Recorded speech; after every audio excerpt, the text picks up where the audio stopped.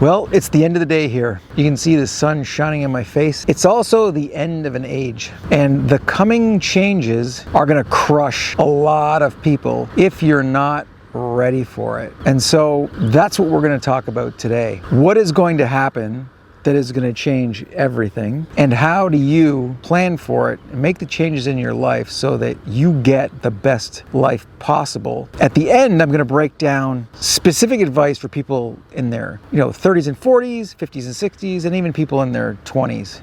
Hi, my name's Steve, and I became a millionaire before I was 30, but I really wasn't happy with that lifestyle, so I dropped it. And then I went out and spent the last 20 years trying to figure out what really makes us humans happy and fulfilled in life. So what you're gonna get here on this channel is my raw, unfiltered truth. Some of the things that I will say will upset you, some will blow your mind, and some may even change your life. That's why I do this. So if you're down for it, let's dive in. So the world is shifting.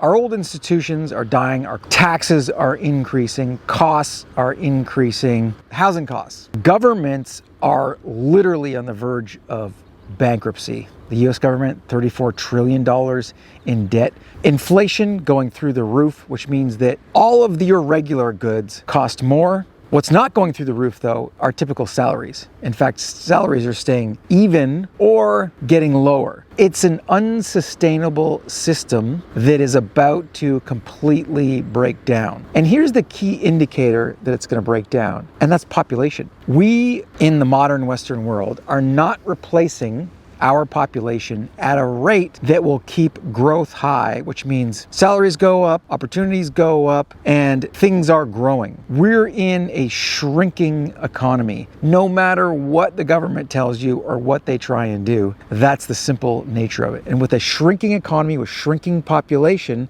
with an older population that is no longer working and giving in taxes into the system, and now they're feeding off the system in retirement and in healthcare costs and in empty shopping malls and stores, then the system starts to fall apart. And so what does that mean? That means for the rest of us, everything costs more and we get less for what we're doing. Once you add an AI, then it starts to get pretty dreary. However, this is also the best time to literally get out of the rat race, to make the change in your life that is going to allow you to live a better, more fulfilled life than a lot of people have in the past, if you're willing to do the work and to see it and to jump on it. So having said all that, what do? What's the action plan? Here's a 5-step action plan to get a great life amidst all the coming chaos. Step number 1, live somewhere smarter or move there. In other words, go to a smaller town, a smaller community,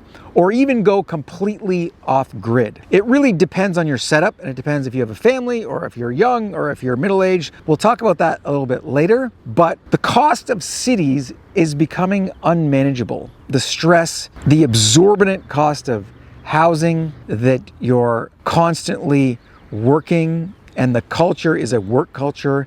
There's not a lot of places to get into nature, and nature soothes you. Nature is really, really good for humans to ground us and keep us feeling less stressed. A lot of cities have zero nature, or the most minuscule amount of nature, so that it actually doesn't even matter. You need real nature. You need real quiet. The energy of a city, the noise of a city, all of these things contribute to a very, very stressful and unhealthy lifestyle, along with the lack of time to spend with friends and our social needs being taken care of. Cities are just no longer the opportunities that they seemed like in past times. So getting out to a smaller town, getting out to nature, being able to be in an area where potentially you could grow your own garden, where you can live less expensively, where you're surrounded by nature, where you're surrounded by other people and communities, where you don't have to necessarily work as much to pay for your cost of living, so that you have more time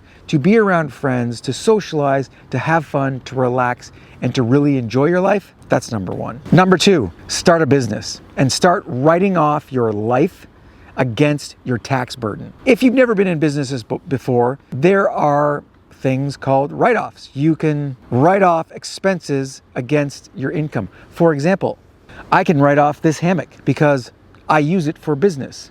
Get it? Anything that comes within the realm of using for business, you can write that against your income. And even if you don't make any income in the business, then those negative earnings, those losses, can then go against whatever taxable income you have from your regular employment. So start something on the side. Do something you love that you really, really enjoy. And maybe you can make money at that. And then you're killing two birds with one stone. And potentially that business, depending on when you start it and how long you're at it, could become your major income down the road. Number 3, cut debt and grab assets. Save your money. Don't spend your excess money on going out to eat as much as you can. And take that money and invest in land and in property.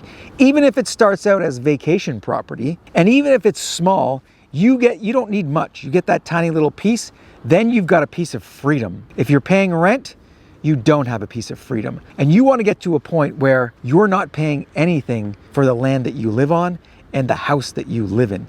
And the fastest way to do that is to buy land outside of a city in a rural area as far out as you can, and then building something for yourself that works for you so that you can eventually live in it. Step number 4, skill up fast and then go remote. In other words, get your own time back. You can learn anything on YouTube, and that's what I've done. Whether it's web design, whether it's how to build a YouTube channel, whether it's writing, whether it's storytelling, whether it's offering whatever service you have that you sell to an employer right now, you can then sell that to people online. And a website is the easiest thing to build now. So you want to build the skills around marketing that. The other thing is you want to get into trades. You want to be able to do your own plumbing like I do. You want to be able to build your own solar. Those are the skills that are most necessary for living independently, and learning those skills is actually quite fulfilling. It makes you feel good. It makes you feel in charge. And then if you're doing them yourself, you don't have to pay someone else the exorbitant fees to do them, and then you have to go and work to make that money to pay them. You can just do it. Step number 5, and it's one of the big things that we've been missing out on in the last, let's say, 50 years, that actually just been degraded over the last 50 years. And it's kind of like what capitalism does to us. And that is build a tribe, build a community of people who are like-minded. What you want to do is surround yourself with people who are honest, who have your back, who can support you, who can trade off on skills that you may need. All of our skills are interchangeable. And if you build a community of people that are like-minded and that have a variety of skills, then you can start to also lower your expenses and help them and build a good group that doesn't cost you. So there's your roadmap. Okay, so I almost forgot. I said I would give you age-specific advice. So here goes. If you're in your 20s, the thing to focus on would be start a business immediately so that you can figure out how to actually run a business and you have time to learn it. Start to master something right away. Don't go to university. Get a skill, get a trade, and also look at how you can do what you love doing online and remotely. Don't get stuck in a job and locked into a city life. You want to be as flexible as possible because that life is just going to get worse. So you want to be light and you want to be able to move and transfer your skills and go wherever you want. So 30s and 40s. You may have a family, you may have a relationship, you may be employed. You're starting to make sort of like foundational, or you have already made foundational choices. So you may have to slightly pivot or take more gradual shifts to really get the midlife freedom that you want to get. And also, these are the ages of midlife crisis. So you want to really figure out who you are deep down and what your core values are, and really what is the meaningful life that you want now that you're starting to like the cracks are starting to show. Finding out your core values and who you really, really are is going to help you create that long-term vision. 50s and 60s. So here's the thing. You may have assets. You may have already had a family. This is the realm where you get a second life. And so if you haven't done what you've wanted and found your core values up to this point, now's a good time to do it and really look towards the next 20 to 30 years in the lifestyle that you want and where, and specifically, how you want to live and what you want to sort of retire into, because you're going to lose energy and you're going to not want to be part of a rat race unless you're like completely unconscious and totally disturbed. Then have at it. But realistically, you also want to look at what you want to do for the rest of your life. And if you're employed somewhere, retiring shouldn't be an option. Retiring is basically like death. How can you take your gifts, your skills, your experience, and build a legacy, give that back to the world so that when you eventually die, which you will feel like you have fulfilled your destiny to a certain extent, and you have left the world a better place than when it was when you got there, and then you can die happy. So there's your roadmap, and it's kind of simple. What you thought of as, let's call it cottage life or vacation life, or the places that you dream of going in the, 2 weeks a year that you have a vacation, this could be your life if you can adjust to what is inevitably going to happen, and it's going to either force you to adapt or it's going to crush you. But you can take the opportunity now to start to make those changes and shift that way so you literally can live your vacation life 100% of the time. Now, does that sound good? Sounds good to me. I hope that helped. If you have any questions at all or comments, throw them in there. I'd love to answer them. Thanks for listening. Till next time.